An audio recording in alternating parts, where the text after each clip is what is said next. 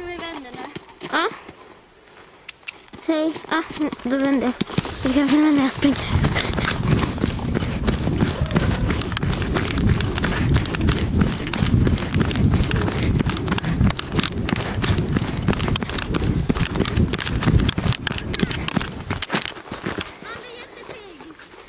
Okej. Men ta lite galopp då. Ta lite galopp då. Men jag vågar inte göra det än. För det blir lite mer hemma. Okej. Alltså, han trippar ner i diket också. Okej. Ja, jag såg det. Men okej, videobladet. Ja. Gå lite.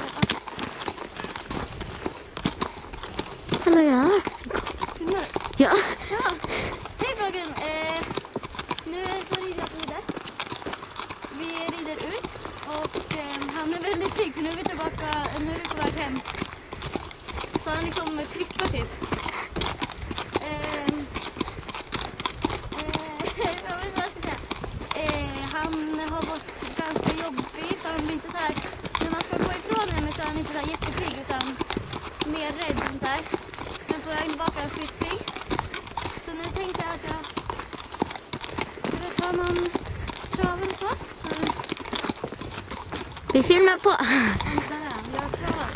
Ja.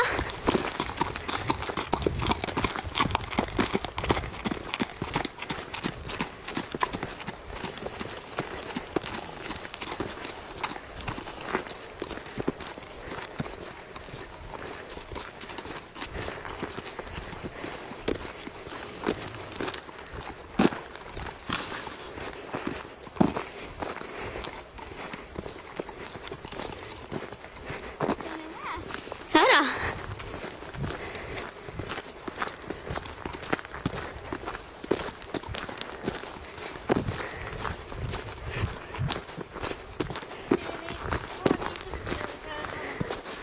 Okej.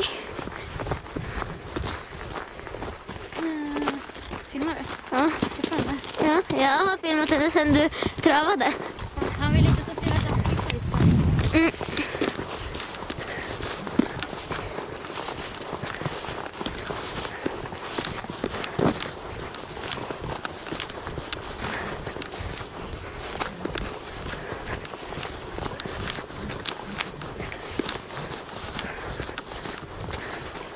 Oj.